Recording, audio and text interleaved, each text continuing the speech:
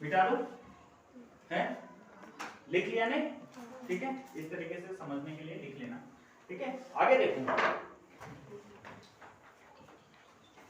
अब आगे है कि भाई आप लोगों ने बहुत सारे आरेख वगैरह बनाए होंगे ना, पाई चार्ट वगैरह बनाते हैं मैथमेटिक्स में, ठीक है।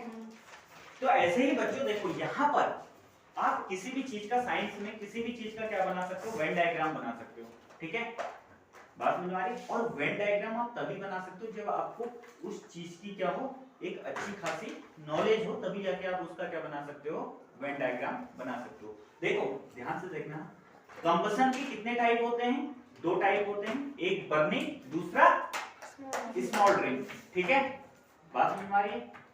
दोनों ही क्या है, कंबसन के टाइप हैं, कौन, बर्निंग और स्मॉल्डरिंग। बर्निंग और स्मॉल्डरिंग दोनों ही क्या है, कंबसन के टाइप हैं, लेकिन सारी बर्निंग क्या नहीं कहलाती है, कंबसन नहीं कहलाती है, और ना ही सारी जो स्मॉल्डरिंग है वो बर्निंग कहलाती है।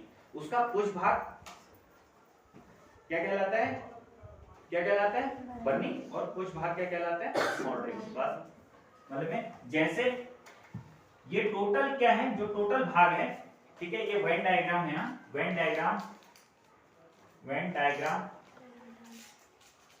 ऑफ कंबशन, ठीक है, कंबशन, ये कंबशन का क्या है, वेन डायग्राम। ये टोटल भाग किसको इंडिकेट कर रहा है, कंबशन को, किसको इंडिकेट कर रहा है, कंबशन को।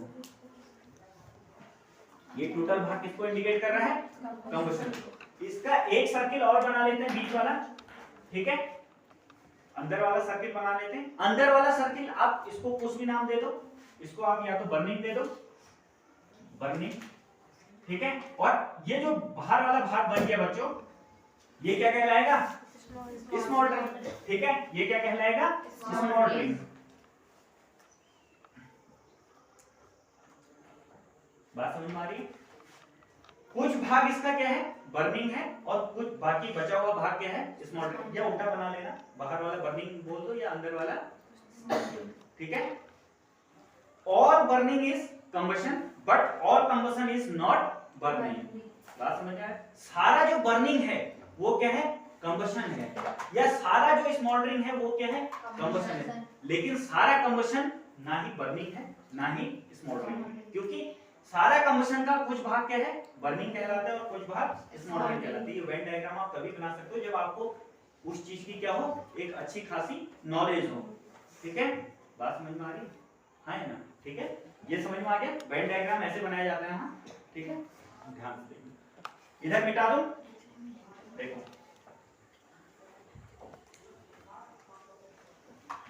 आगे है टाइप्स ऑफ कंबशन, ठीक है, टाइप्स ऑफ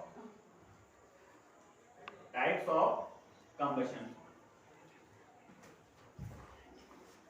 ठीक है, ध्यान से देखना है, यानी दहन के प्रकार, दहन के प्रकार, ठीक है बच्चों। देखो दहन कितने प्रकार का होता है, ध्यान से देखना, ठीक है।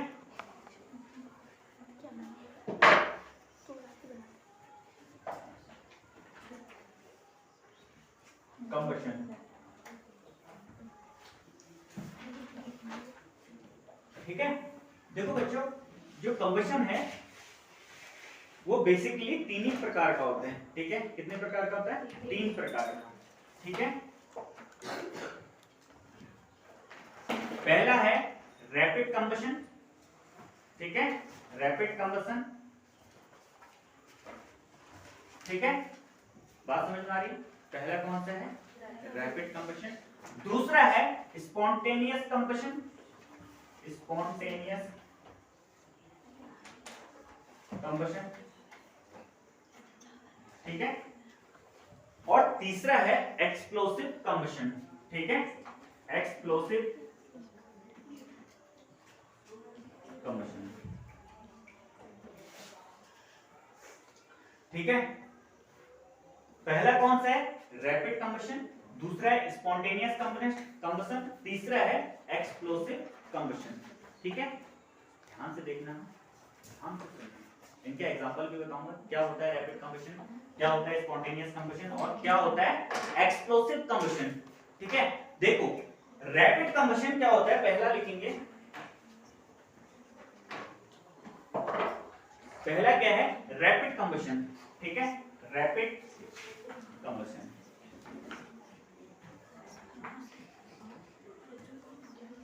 देखो रैपिड कंबशन क्या होता है कि जो हमारा कंबस्टेबल सब्सटेंस होता है वो रैपिडली, जो हमारा क्या बोला मैंने, कंबस्टेबल जो सब्सटेंस होता है वो रैपिडली ऑक्सीजन के साथ रिएक्ट करके, ठीक है, तुरंत क्या कर लेता है, उसका क्या हो जाता है, कंबशन हो जाता है। कब, जब उसको क्या किया जाए, इग्नाइट किया जाए। इग्नाइट मतलब में जलाया जाए उसको, कोई एक्सटर्नल सोर्स उसको क्या किया जाए, दिया जाए। जैसे ये लाइटर है, इसमें कंबस्टेबल सब्सटेंस क्या है, फ्यूल हमारा है, जो कि किस फॉर्म में है, लिक्विड फॉर्म में है, एलपीजी, लिक्विफाइड पेट्रोलियम गैस, ठीक है। ये हमारा क्या है, कंबस्टेबल सब्सटेंस है, ठीक है। इसके इधर क्या लगा है, स्पार्क करने वाला लगा है, ठीक है। जब मैं उसको क्या कर रहा हूं, इग्नाइट कर रहा हूं, तो तुरंत ये ऑक्सीजन सराउंडिंग से ले रहा है, ठीक है, तुरंत ऑक्सीजन के साथ रिएक्ट करके क्या हो जा रहा है, क्या हो जा रहा है, कंबशन हो जा रहा है। आप घर में गैस जलाते हो, ठीक है, सिलेंडर में से क्या आ रहा होता है, फ्यूल आ रहा होता है, ठीक है, ऑक्सीजन है ही आसपास, ठीक है, बात समझ आ रही है। ऑक्सीजन के प्रेजेंस में चीजें हमारी क्या होती हैं, जलती हैं, बर्निंग होती हैं, ठीक है। और ऑक्सीजन के एब्सेंट, अगर हम अभी इसको बाद में बताऊंगा ऑक्सीजन के एब्सेंस में क्या होता है करके, ठीक है, स्मोथरिंग क्या होता है, कूलिंग क्या होता है, और क्या कहते हैं, स्टारवेशन क्या होता है, ठीक है, इनके बारे में बताऊंगा। अगर हम ऑक्सीजन को हटा दें तो स्मोथरिंग कहलाता है, और अगर हम फ्यूल को हटा दें तो स्टारवेशन कहलाता है, और अगर हम टेम्परेचर को डिक्रीज कर दें तो कूलिंग कहलाता है। इनके बारे में मैं बताऊंगा बाद में, ठीक है। लेकिन देखो इधर ध्यान से देखना, रैपिड कंबशन क्या होता है कि यहां पर तुरंत क्या कर लेता है, जो हमारा कंबस्टेबल सब्सटेंस होता है, कंबस्टेबल सब्सटेंस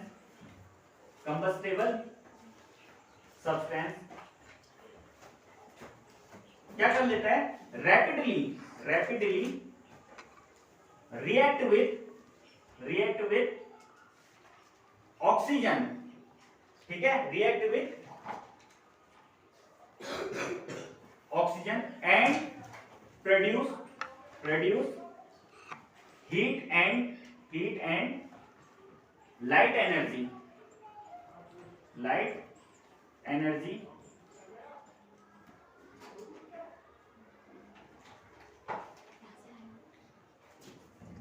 when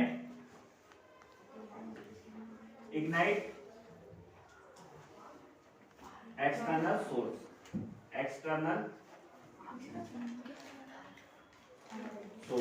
resource या सोर्स, ठीक है। कंबशन सब्सटेंस क्या करता है, rapidly react with oxygen and produce heat and light energy, ठीक है। जो हमारा कंबस्टेबल सब्सटेंस होता है वो क्या करता है, रैपिडली, तेजी से क्या करता है, ऑक्सीजन के साथ रिएक्ट करके क्या कर लेता है, हीट एंड लाइट एनर्जी क्या करता है, प्रोड्यूस करता है। जब उसको क्या किया जाए, किसी एक्सटर्नल सोर्सेस के थ्रू क्या किया जाए, इग्नाइट किया जाए। जैसे आप यहां पर एक्सटर्नल सोर्स क्या है, जिससे आप स्पार्क दे रहे हो, ठीक है, जो हमारा कंबस्टेबल सब्सटेंस है, ये जो हमारा फ्यूल है, उसको आप क्या कर रहे हो, इग्नाइट करने के लिए एक्सटर्नल सोर्स दे रहे हो ना।